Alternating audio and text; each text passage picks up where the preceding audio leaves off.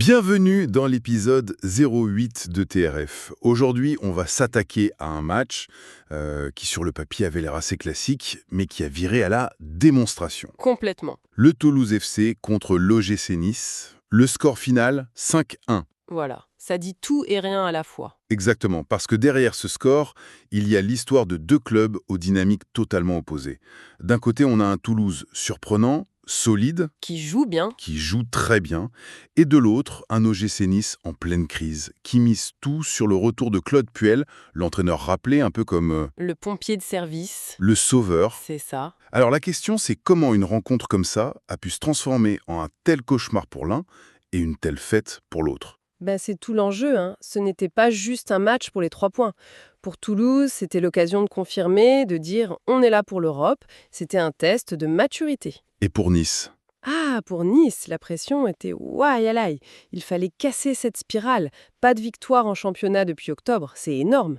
l'arrivée de Puel, c'était censé provoquer le fameux choc psychologique. Exactement. Donc ce match, c'était un peu un référendum sur cette décision.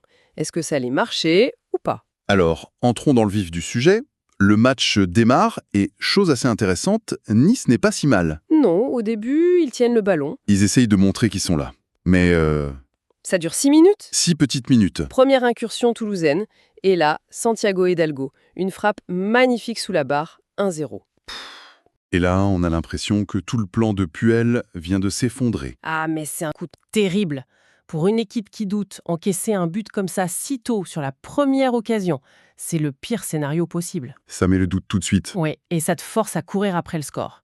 Mais ce qui est surprenant, c'est qu'il ne s'écroule pas tout de suite. C'est vrai. Non, la première mi-temps, en fait, elle est plutôt équilibrée. Nice a vraiment essayé de réagir. Oui, il y a ce moment qui le prouve bien, vers la 38e minute. La frappe de Melvin Bard. Exactement. Et il faut une parade de grande classe de Guillaume Rest, le gardien toulousain, pour la sortir. C'est le signe que Nice est encore dans le match, quoi. On se dit qu'ils peuvent revenir, qu'ils vont tenir jusqu'à la pause. Et c'est là que tout bascule, juste avant la mi-temps. Le moment charnière, la 45e minute, centre de Yann Glibo et Franck Magri qui marque le deuxième. Ah, celui-là, il fait mal. L'impact psychologique n'a plus rien à voir. Rentrer au vestiaire à 1-0, c'est une chose. Le coach peut te remobiliser. Bien sûr. On est encore dans le coup, les gars. Voilà, mais à 2-0, surtout juste avant la pause, là, la mission devient herculéenne. Pour moi, c'est presque une exécution. Qu'est-ce que Puel peut bien leur dire à ce moment-là? Le doute a dû s'installer très, très profondément. Surtout que Toulouse n'a même pas outrageusement dominé. Non, Ils ont été cliniques, c'est ça qui est fascinant. Ils ont été intelligents, un but au début pour prendre le contrôle mental, un but à la fin pour anéantir le moral. C'est la marque d'une équipe en pleine confiance. donc on arrive à la pause, 2-0. On imagine Puel qui secoue ses joueurs. Il fait 2 changements offensifs d'ailleurs. Oui, les entrées de Mohamed Alicho et Thiago Gouveia, ils tentent quelque chose. Et au retour des vestiaires, on a l'impression que ça marche. 48e minute, à peine 3 minutes de jeu, Elie Wahi réduit le score, 2-1. Et le but est un cadeau en plus. Ah oui, une passe en retrait complètement ratée de Djibril Sidibé.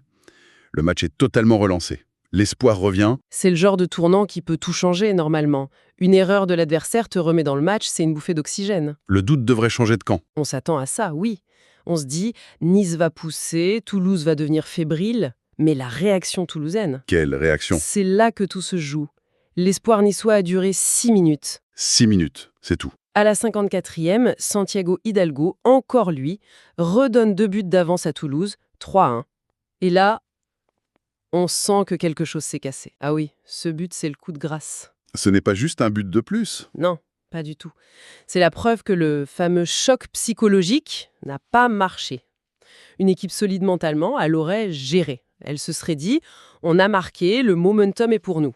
Mhm. Mais là, Nice s'est brisé. Ce 3e but, il leur dit en vrac. Même quand on vous offre une chance, vous n'êtes pas capable de la saisir.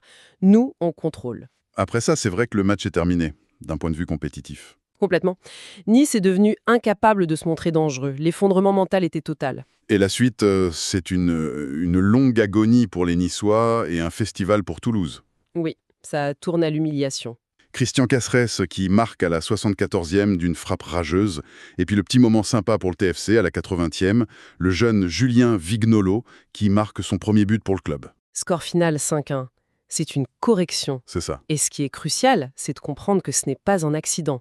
Ce 5-1, il faut le relier à une tendance de fond. C'est-à-dire? Il y a une statistique qui change toute la perspective.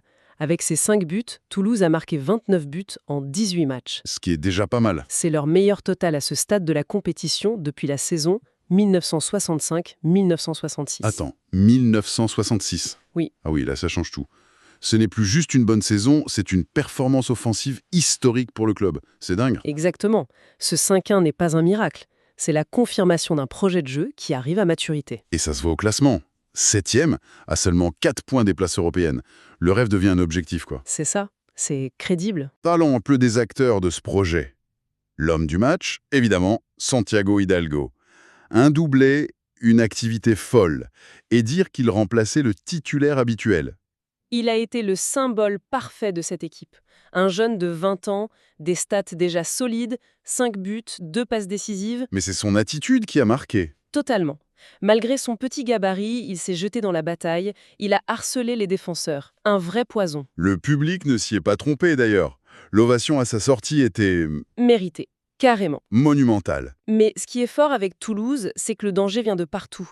Hidalgo a brillé, mais il n'était pas seul. Magri, Cáceres, Vignolo, tout le monde peut marquer. C'est la force du collectif. En opposition directe avec Nice, qui semblait attendre un exploit individuel. Toulouse, au contraire, dégageait une impression de facilité, de maîtrise. Les 22 tirs dont 10 cadrés, ça illustre bien cette confiance. Complètement. Alors, si on tire le bilan, pour Toulouse, c'est la soirée parfaite, 7e place, confiance au max, ambitions européennes assumées. La dynamique est exceptionnelle. Et pour Nice, c'est l'inverse. Le cauchemar continue et s'épaissit. C'est la première défaite en championnat pour Puel depuis son retour. Et quelle défaite! Un 5-1, ça laisse des traces. La petite qualification en Coupe de France juste avant n'a servi à rien. L'élan a été brisé net. Et il reste 14e, avec seulement 4 points d'avance sur le barragiste. La zone rouge se rapproche. Cette série de 8 matchs sans victoire en Ligue 1, ça devient une éternité. L'électrochoc Puel, en tout cas sur ce match, n'a pas eu lieu. On a même l'impression que la situation a empiré. Une défaite aussi lourde, ça peut détruire le peu de confiance qui est resté. Ça peut créer des fractures. La mission de Puel devient colossale. C'est ça. Au final, ce match, c'est presque une fable.